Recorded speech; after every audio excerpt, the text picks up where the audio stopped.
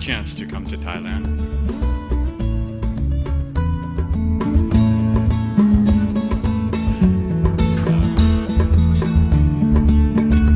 I hope that isn't my music.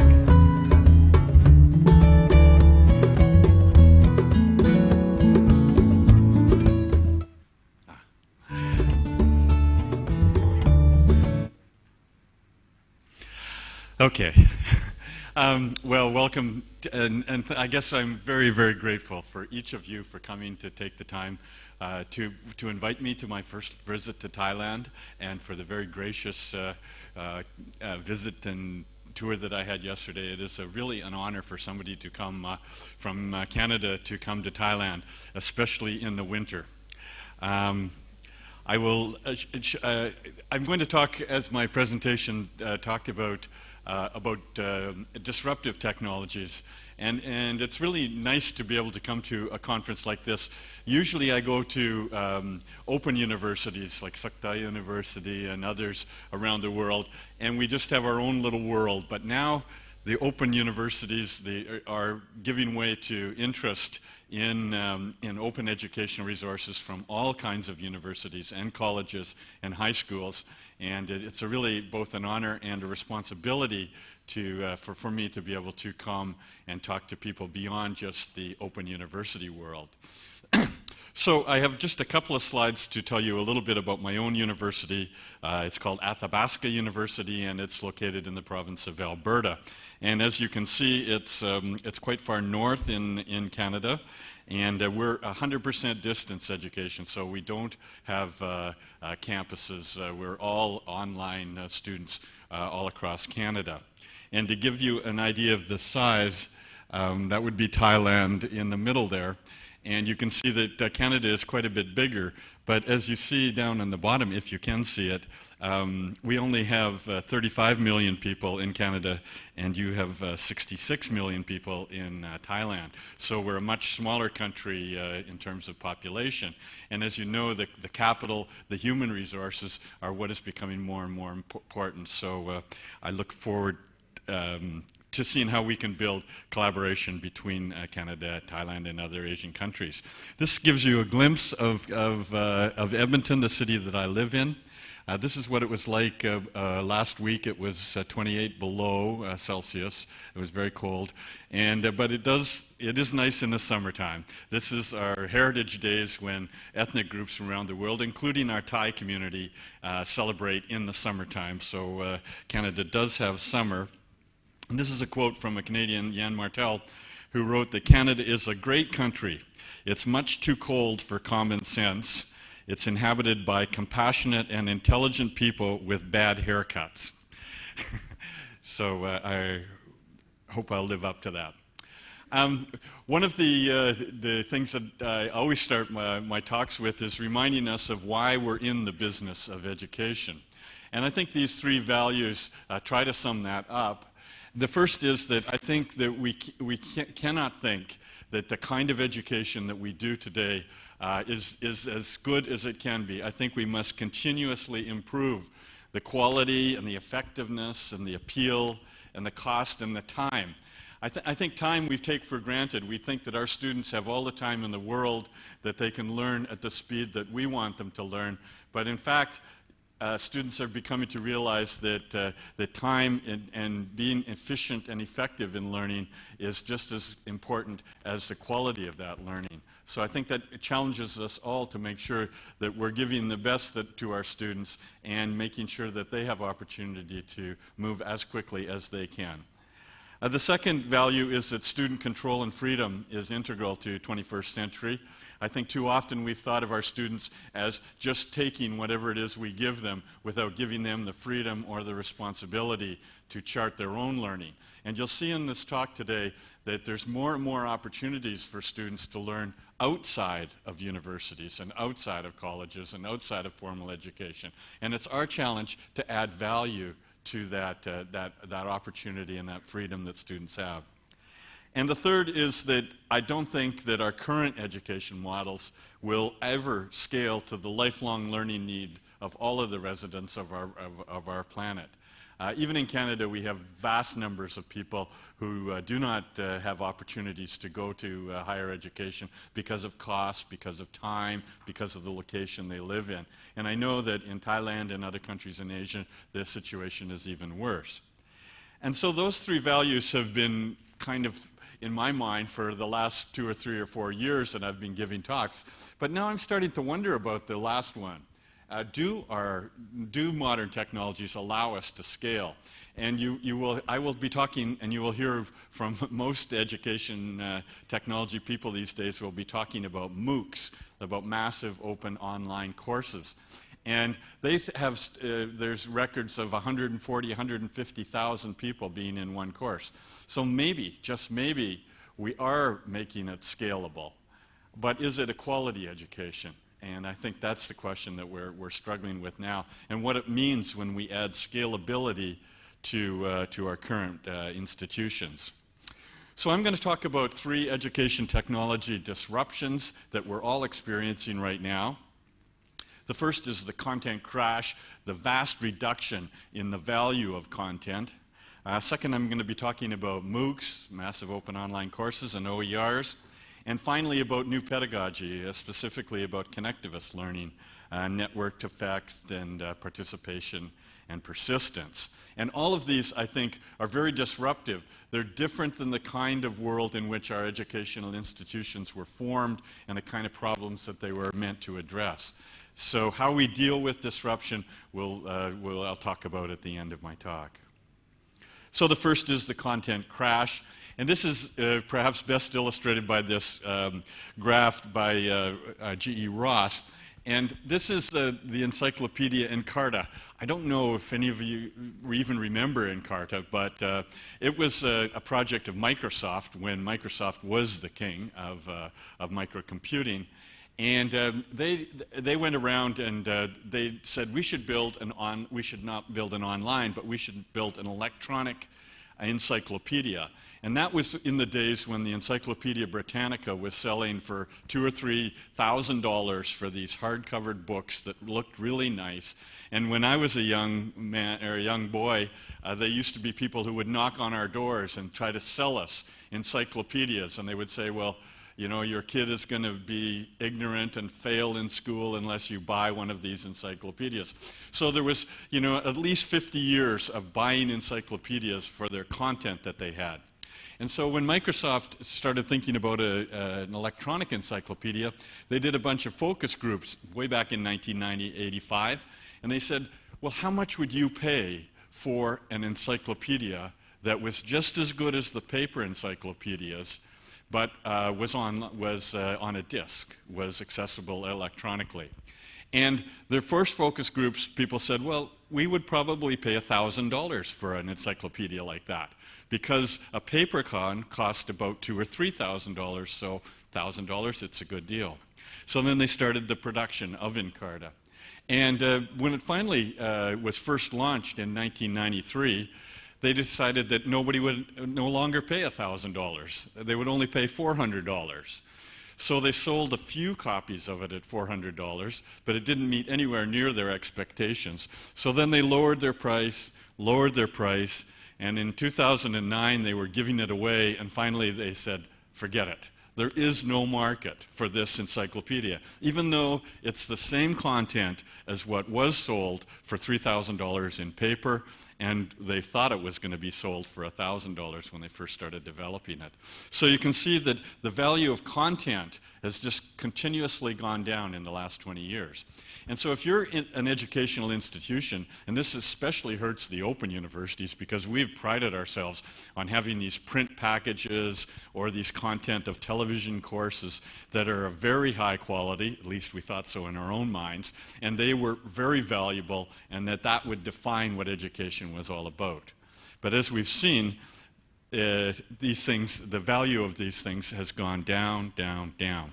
This is a magazine or an advertisement that comes to my house in the mail quite often, The Great Courses, and they're selling them at 80% off. or they're trying to sell them. I don't think anybody is buying them anymore. These are CDs and DVDs of people giving lectures. And the point is, why would you do that when you can go to YouTube, Khan Academy, Stanford U on iTunes, or any of the, there are like hundreds of thousands of dollars worth of content that is for free, and we all like free. So what we have to do is get our heads around the fact that content is not what education is about. Content is just one of the things that make education happen, but it isn't something that we can define and we can make our institutions great at. And another problem with the content, or another solution if you like, is just the cost of content. And if you were going to copy a book by hand, the way the monks did in the old days, writing them out, you can do that for a $250-page book. The cost is about $1,000. The cost to printing it, and this is when you can print it on demand, so you're not talking about huge print runs, is about $4.90. But the cost to copy it by computers is, about 8 ten-thousandths of a penny. So the cost is almost free. So the cost to disseminate, to produce this information, or to get this information out has also gone down tremendously. Then there's the cost of distributing. In my university, we used to do a lot of correspondence where we would mail out these print packages. Cost us around $5.20 for that 250-page book. And if it's distributed on the internet, again, far less than a penny to distribute it. So you can see that the economics of education has changed quite dramatically, at least from the content side. And then the cost to produce content. When I was first introduced to education technology, we used to produce what we would call computer-assisted instruction, where tutorials and animated pieces of content. And roughly, we would say that it's somewhere around $1,000 to $3,000 a minute to produce what we call quality online learning. Now, 2012, it's approaching zero, because what's happening is that the users themselves are generating content. And so you get hundreds of thousands of hours of content. If you have a problem, you don't know how to fix your bicycle, you want to know how to go to the country next door or the store across the street, you look online, you get that content for free, and a lot of it has been put up there for free by other people. So the cost of generating, of distributing, and of printing content has gone down, down, down. But the problem is, we've got an education system that's built on there not being much content, or there not being much access to this content. And some of our institutions actually pride themselves on keeping people out and making elite institutions. And I think that that's been done a disservice to us as educators, and certainly to the people who pay for our economy. So when content is abundant and largely free, then I think we've come to a completely new world in which we develop our education institutions. And one of the hallmarks of that is systems like this. This is the LORE community, lore.com. And what they say is that anybody can be an instructor and anybody can be a learner. And they will give you an online learning management system that not like Moodle, which again is a free learning management system, but you have to host it. These guys will host it for you as well. They will help you to enroll students. They will actually give you a university campus, if you like, and anybody can do it. So we're seeing very disruptive when we talked about a scarcity world to moving to a world of abundance, like you can see from some of these applications. So the responses are open educational resources, and this is where us as educators are saying, well, we have to get in, we have to take advantage of these low costs of production and these low costs of distribution, and we're starting to create textbooks, learning objects, and open scholarships. And and you can see, and you will hear from the Japan Open Courseware Consortium, as well as from Merlot and other people who will be talking to you, that we're finally realizing that as educational institutions, we have a lot to gain by sharing our content and reusing the content from other people. And we're making that easier and more productive. This is one that I just heard about a few months ago at the Open Education Conference in Vancouver, the Silavula Open Textware Project from South Africa. And this Open Textware Project does not produce content online. They produce it in hard copy, in books. And they are producing millions of textbooks, and they're giving them away, and they're allowing students in South African schools who have never had a textbook of their own. If at best they've been able to share them, but through this project, they're developing them, and they're sharing them, and they're making textbooks that have the value that they should have, which is approaching zero in hard costs. And the other interesting thing about the Silavula project is that it isn't done by people in North America or in Europe, but rather they got teachers from around South Africa who were recognized by their peers as being experts to create the content. And then they had their own internal quality control process, and they've been producing textbooks for the last 4 years, and they've got millions of them in distribution. And the other nice thing about it is we're starting to see some research that starts to say that, you know, if people start using open textbooks, they actually get higher marks and their education and their learning improves. And you might ask, is that really true? Because the commercial educational publishers, the textbook publishers, have producing quality products for a long time. They're just too expensive. So how could open educational products result in improved learning? And the answer is that when you have open educational resources that are free, is that everyone gets one. Whereas if you have a commercial product, at least even in rich countries like the USA and Canada, a third of the students don't even buy the book because they can't afford it. And when you start giving everyone a book, their own book, a book that they can use and write in and annotate and take home, then all of a sudden the learning, the involvement, and they start becoming a real part of your educational institution. But one of the things that we've been finding is that just having educational resources, and Jerry's going to tell us about Merlot, and I remember when we first started working with Merlot, it was easy to get the content up there. Well, it had its challenges, but getting it adopted, getting people to contribute to it, getting people to evaluate it. It's more than just content. We have to have a culture, and a cultural change is much harder than a technological change.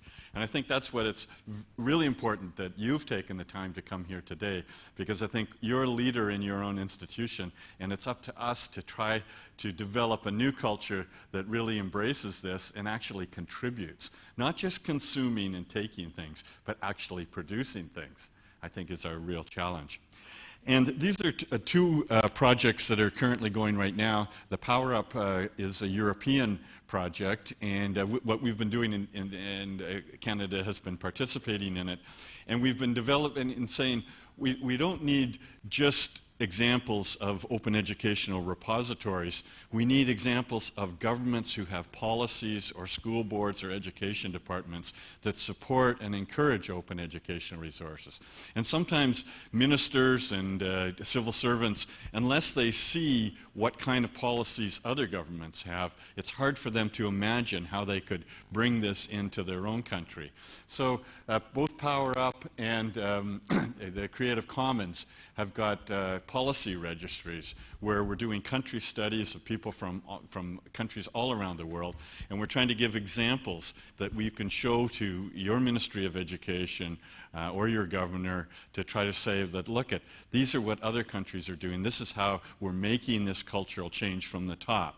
And what we have to do, because most of us are not ministers of education, is to move from the bottom. But together with top down and bottom up, we can develop a new culture of sharing and openness in our institutions. And this is the very small contribution that Athabasca University has done. We've got an open access press. And so on the left you can see some of the titles. And every book that's produced by Athabasca University is available free for downloading. So you can see there's one on teaching science at a different distance. There's a one on instructional design. There's one on emerging technologies. There's about 10 of them in this series now, and there's more. There's one, a second volume on mobile learning is going to be out this year. There's another one being produced right now on open educational resources, and a third one on research in open and distance learning. So I would encourage you to go to that URL, aupress.ca, and download some of these books and share them and email them, and sort of be an agent for change within your own institution. And if you are an author and you're looking for a book, I can tell you from my own experience, I think I've authored or co-authored 9 different books, and the ones that are open are the ones that get me invited to keynotes like this. So I would encourage all of you to think about open access publishing, not to produce it so that it'll go to only a few libraries, but so that it'll be a contribution to the world. And the final thing I'd like to say about my own university and my own journal, this is the International Review of Research in Open and Distance Education, IRODL, and I think I'm accurate in saying that it is the most read and the most cited academic journal in open and distance learning.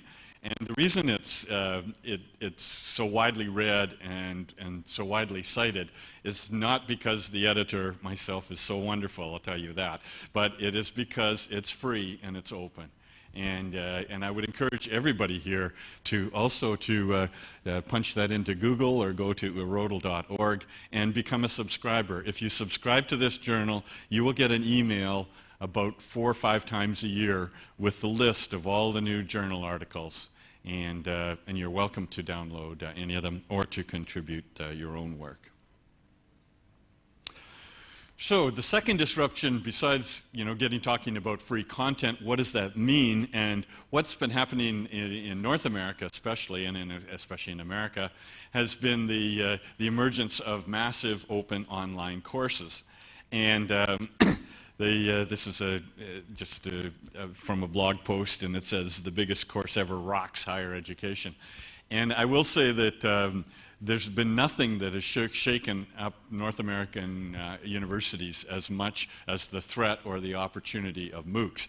It seems that every vice president or president of a university has become very worried that MOOCs are going to change or improve or destroy their educational institution. And I'm not sure if there's been much action recently, but here in Thailand, but certainly has been a lot of interest amongst the press in the last year. And over on the left here, you can see the graph, and it shows that the number of MOOCs went in 2010 from 8 or 9 up to about 116 last year, and probably will be over 400 or 500 this year.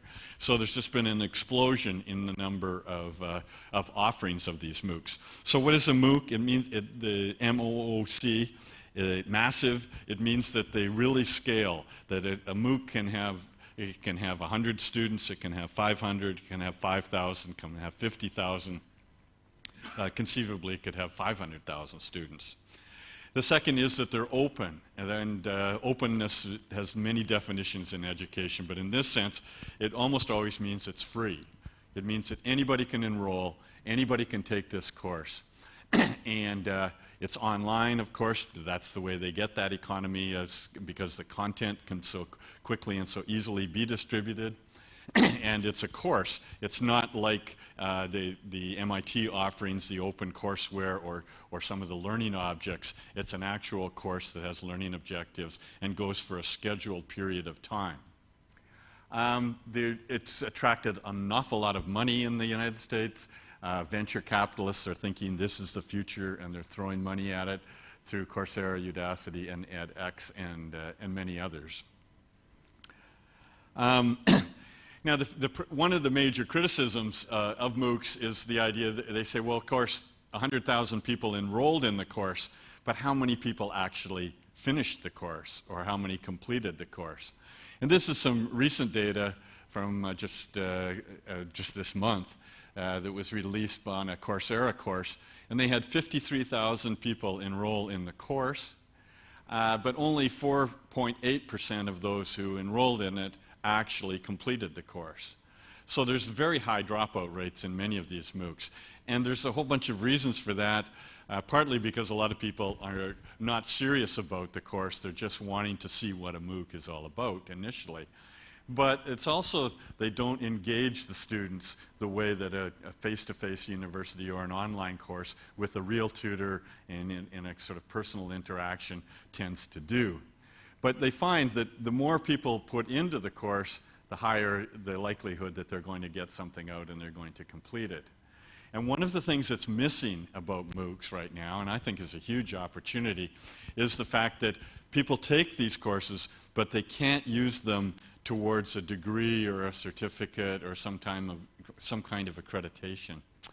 And I think that these large companies who are offering them are also very aware of that, and so they're starting to find ways that we can attest that knowledge, the way we can have testing centers so that we know that people actually have completed these courses and that they have actually learned something. And it's a huge challenge. It's easy to give these content out. It's hard to assess the learning and to credential that learning, and that's a frontier that we're all struggling with. But for open educators, this open access is nothing new. We've always tried to reduce the barriers. Now this has reduced the barrier of cost down to nothing. And so I think it is a good thing because it's opened up education. It's shown us what other people are doing. We can use pieces of it. We can use a MOOC much as we've used libraries or television shows or guest lectures or any other kind of an educational resource. So there is free access, but is it partial learning or is it real learning? I think that it's very easy for our professional educators to say, oh, this isn't the same as my university. It's not the same as coming to a university for 4 years. And I don't think anybody would argue that it is the same. But is it good enough and does it add value? And I think it's raised the bar because it's made things public and allowed us to both celebrate and criticize our own courses in relationship to these.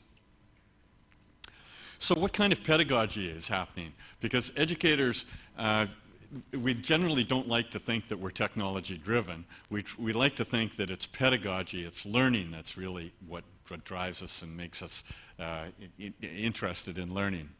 And this is from an article that my friend John Drawn and I published a couple of years ago. And we talked about 3 generations of online pedagogy. And the first is the behaviorist cognitive learning, the second is constructivist, and the third is connectivist. And I'll make an argument that MOOCs are really in this first generation of pedagogy. And so there's a whole bunch of opportunity. MOOCs are not going to destroy or take over the kinds of learning, but they're going to be an important piece of a fully structured learning opportunity. So let's look at the X-MOOCs, as they're called, the first generation. They have medium to high quality content. As I said, the content is low cost to produce and low cost to distribute. So we can see they have lots of screen captures, video lectures, lots of what they call page turners, where the content is there, the students are reading through. Because they have so many students, they can't do individual marking, so they do a lot of machine scoring of quizzes and assignment. And we're just starting to see optional testing for fees and emerging in accreditation. But what you do see is that they're scalable and they're flexible. And I think that's, we've moved, as I said, we've raised the bar and we've improved that first generation quality. And that leaves challenges for our traditional schools. Are our courses really better than those from MIT or Harvard or Stanford? And it's a challenge for Stanford and MIT as well, because by putting their courses out online, they allow people to see whether they actually have a high quality or not. And one of the things that we say is, well, the difference between our university and a MOOC is that there's all this interaction with other students and interaction with professors. The question is, how much interaction is there on your university? You know, are your faculty members just lecturing to students? And if they are, could that lecture be replaced by a lecture from a provider of a MOOC? And then it raises the question, are we talking about giving people degrees and credentials because of how many courses they've taken, how long they've sat in your lesson, and how many labs they've done? Or are we talking about credentialing their learning, and how do we measure that learning? And then the other challenge is, well, if our courses cost this much and MIT's cost zero, who's going to take our course? And I think the business case is the biggest challenge for most of our institutions, is saying, how can we pay my faculty, how can we build buildings and make this thing work? And the venture capitalists are saying, well, we can make money by selling the attention, by selling advertisement, by selling auxiliary products to students. And I guess it's unclear whether there is really a business case, but they're certainly trying. And I would remind you of television, which doesn't charge people for the content, and they've been able to make a big industry. And so I think that's what's driving the venture capitalists.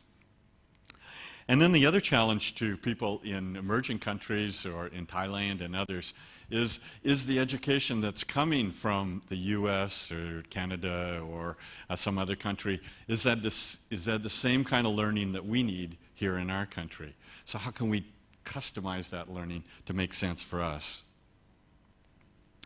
So moving on to the second generation of pedagogy, we've called the constructivist line. And this is the kind of online learning that's mainstream in North America, at least today, and I imagine that it's similar here in Thailand. And you can see that the growth rate is quite strong. It's accounting for all of the growth in higher education in North America is the online learning. Students, more and more students, 32% of students now are taking at least one course completely online. That's not talking about just supplementing a face-to-face course with online resources. That's saying that 1/3 of the students are taking a full course online. And we're starting to see more and more students. The problem with the second generation, though, is that it's generally only in small groups, 30, 40 students. It doesn't scale up to the kind of numbers that we really need to have quality education that's open and accessible. But there are some good things about it. It is a long history of research and study. There's an established set of tools, learning management systems, some of them quite expensive, some of them quite cheap and free. We have all kinds of new tools that we can add to constructivist learning with synchronous meetings, video conferencing online, web conferencing. Of course, we have email. And what we're seeing is a lot of development of blended learning, where we're seeing students who go to classes sometime and they take constructivist kind of learning in small groups for the rest of their time. And we also have theoretical stuff.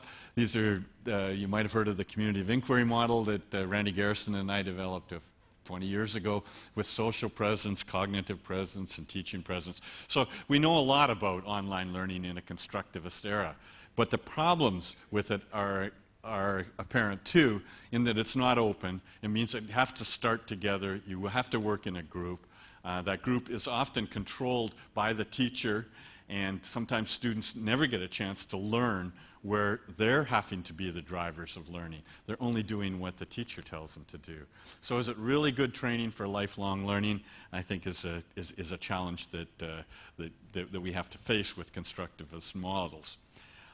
It's often isolated from the world of practice. In other words, students come and they learn in a university, but they don't get an experience of learning out in the real world where they have to apply these skills.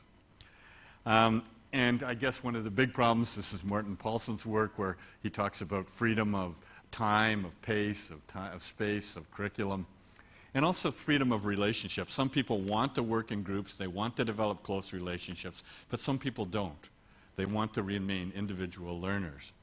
So groups and constructivist learning has its challenges as well. And the third generation is connectivist learning. We're just emerging into that now. And connectivism is defined as a learning theory for a digital age by my colleague from Athabasca, George Siemens.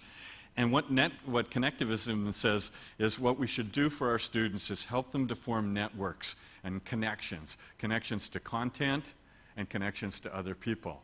And not just to people in the course, but we should help them to form connections to people in other countries, in other eras, in the workplace, younger students, try to connect the world in a massive kind of a way. So the three tenets are what we can get from network effects, persistence, and accessibility. And I'll briefly go through those. The first is that when a connectivist learning, they don't like to have students be in a bubble, being apart from the real world. They try to make it so it's open, so that people can engage with learners who are not just in your course, maybe in your institution, but also in the real world outside, and try to build relationships and networks with other people. And they talk about persistence. And I know that after going to many Buddhist temples yesterday, that the idea of permanence in Buddha tradition is we're instructed to, realize the impermanence of life.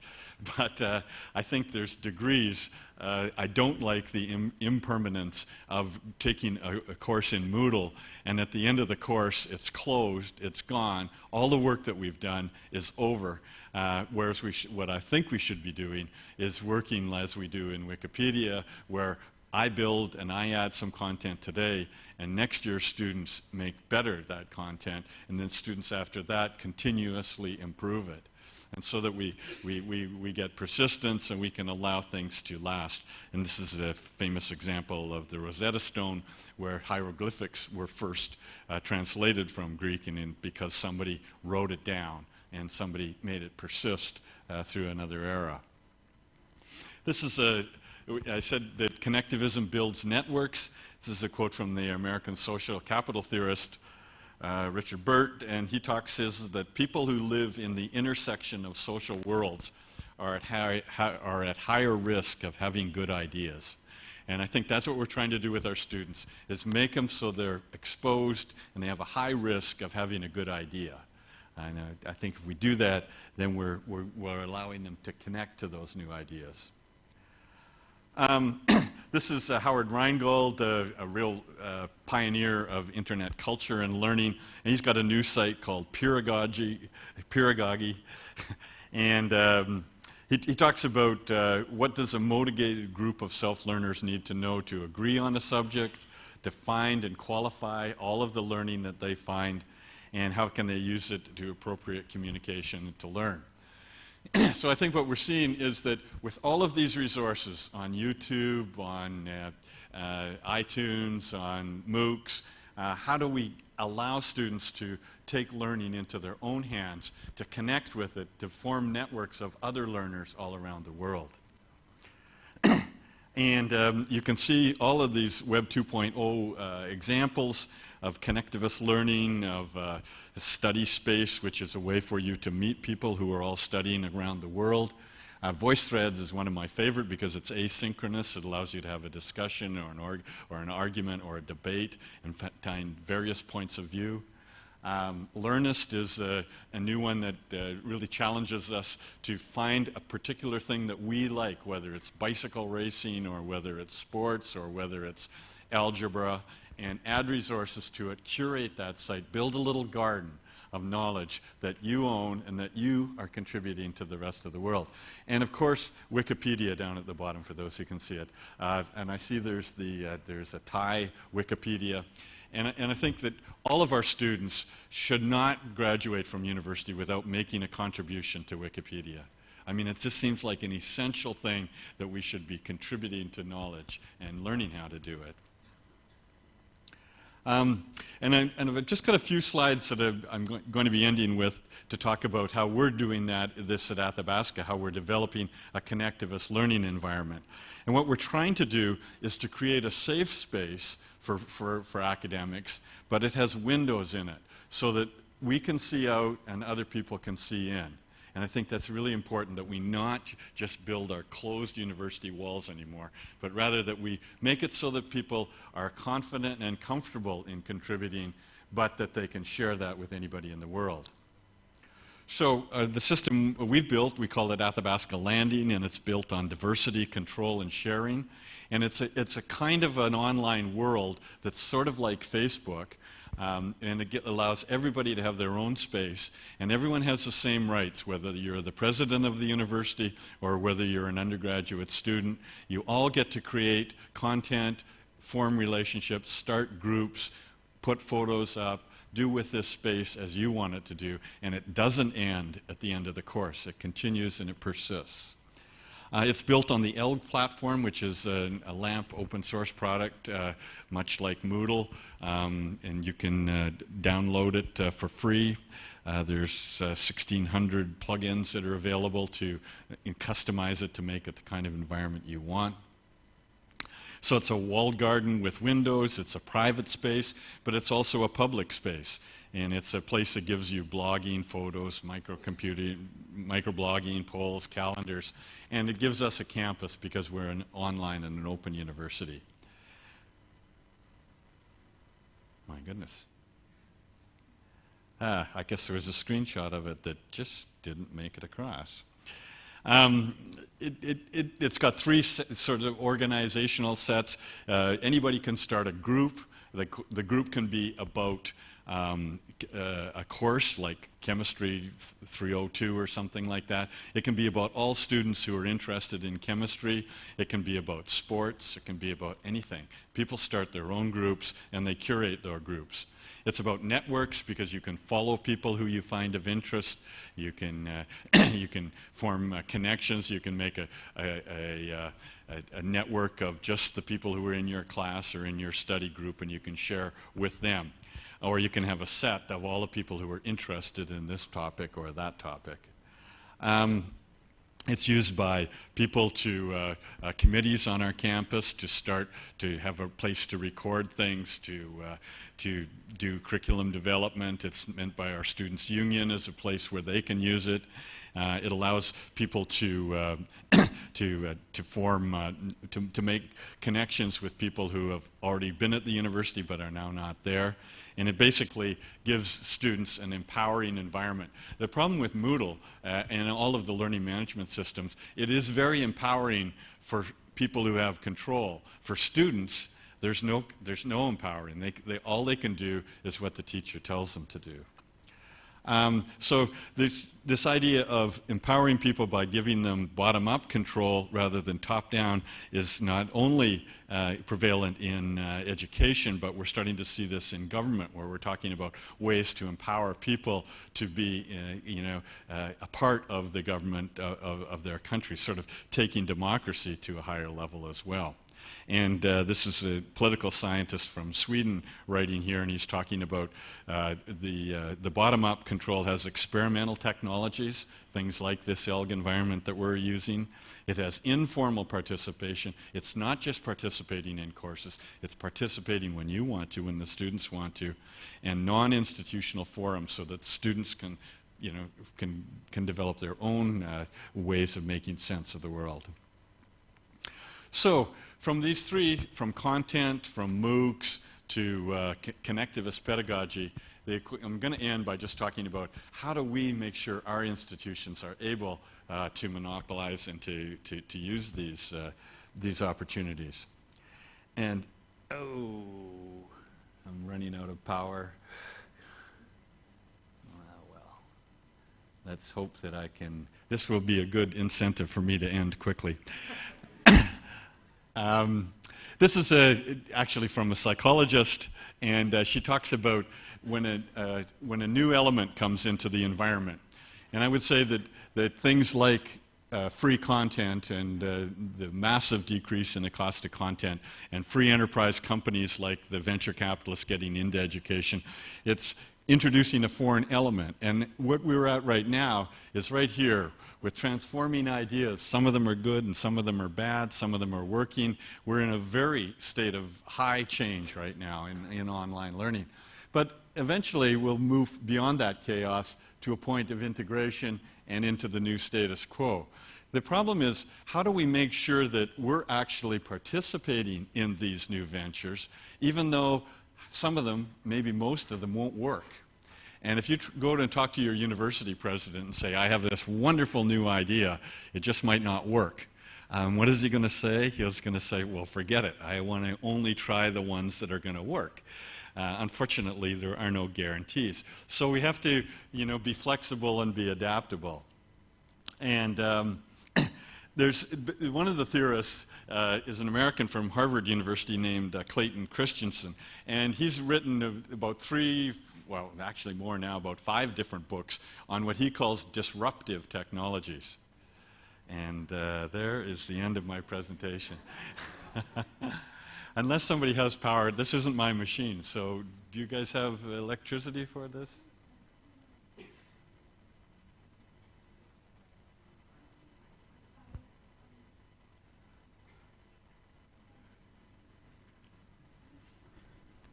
Oh, well, I should plug it in.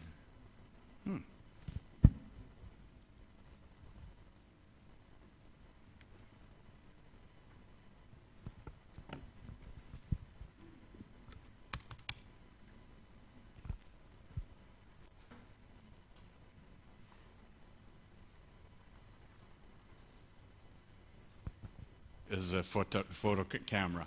And the real photographers, they said, oh, these are garbage, it's not high quality, it's not good enough. But it allowed a whole new generation of people to actually get into photography and start making them.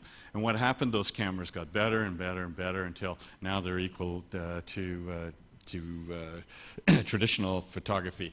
And what happened to a company like Kodak, who owned that first company, the disruption was so great that that company has disappeared.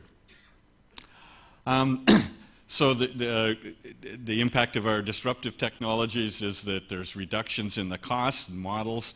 The teacher role is threatened because if people are going to take their courses from Stanford or MIT in a MOOC, what does that say about me? Does that mean that I don't have a role anymore? So it's very, it's scary. And what do we do about it? Well, I'm sure this is too complicated to see, but this is from Christian's 2003 book. And he says that sometimes it's better if you don't try to get your existing computer services department or your existing education faculty to develop these new technologies. Sometimes you have to protect them and take a disruptive technology and start a new, what he called a skunk works, which means just a small organization that can develop the new product, can meet the needs of new customers, and can develop that and incubate it till it becomes a sustainable technology in its own right. So what do we need? We need an enduring culture of innovation. We need to be able to take chances at our institution. We need to try these new techniques, this new content. We need to develop a sort of a culture of use and learning. We need to develop learning communities so that we support other people in acquiring the competence to use these new technologies. We need new partnerships, and I'm glad to see so many of you here today which are developing those partnerships around open educational resources. And we have to use these tools, cloud computing, and the real frontier is on testing. That the content is there. How do we test people? How do we look at the content, the items that they make? How do we test them? How do we credential, make sure that there is real learning happening? And we have to build new learning networks. And I think that we're getting off to a good start to doing that today. So my second last slide is I did look at a report 2011 on e-learning readiness of Thailand's university. It was a very interesting report, and it ended with a whole bunch of recommendations.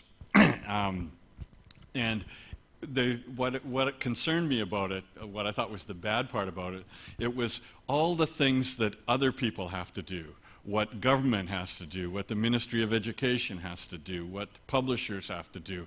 But it didn't talk too much about what we have to do, what faculty members have to do, what students have to do to become e-learning ready. And it did say faculty support is essential in developing nurturing grassroots ideas from the faculty rather than imposing a top-down pedagogical approach. So I think that's a challenge to go back to your institutions and to say to your colleagues, it's not up to our university president to use open educational resources. It's up to me to use them. And it's not up to MIT to produce content. It's up to me and my students to create content, to put it in the TIE Wikipedia or other resources that are around, and to, sort of make things happen ourselves. So learning is a dance. It's a dance between the technology that sets the beat, but it's the pedagogy, how we use it, that makes a difference. And my final slide, to control your network density, you must be more flexible than your environment. And you might not be able to turn upside down like that, but that's the kind of flexibility that I think we all need to survive in this environment. So thank you very much. Those slides are available on SlideShare, and they're licensed with a Creative Commons license, so you can reuse these as you wish. And I'm looking forward to the next 2 days. I hope some of you will be brave and come up and talk to me, and I will try to do the same. So thank you very much.